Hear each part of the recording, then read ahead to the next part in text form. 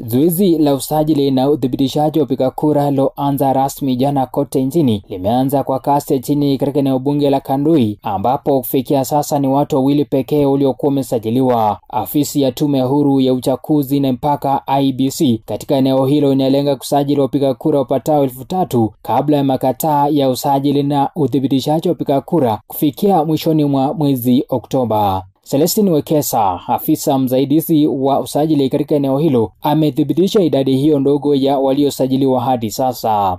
Idadi ambayo imejitokeza kusajiliwa kwa sasa iko chini. Kwa hiyo ofisi yetu ya Kandui jana ndio tulikuwa na bahati ya kusajili wapiga kura wawili, lakini leo kuanzia asubuhi hadi saa hii hakuna mtu amejitokeza.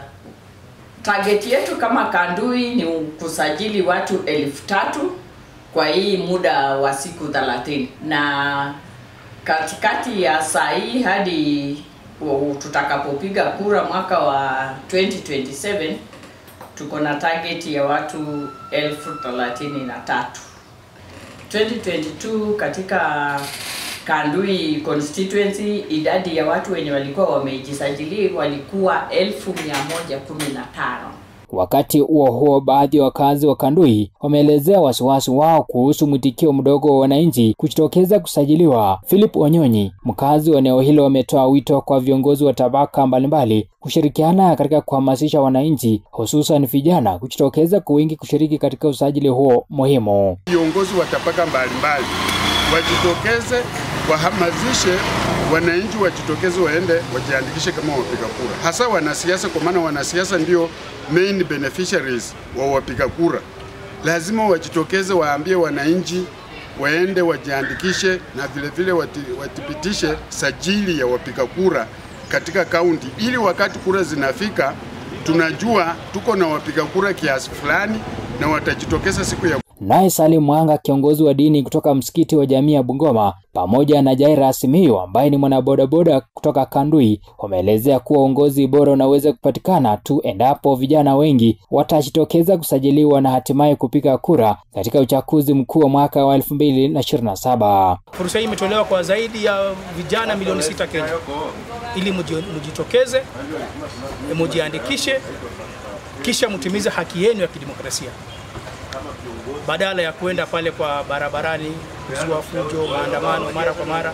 Unasikia mnakuwa na tafaruku baina yenu na serikali na viongozi na polisi. Haina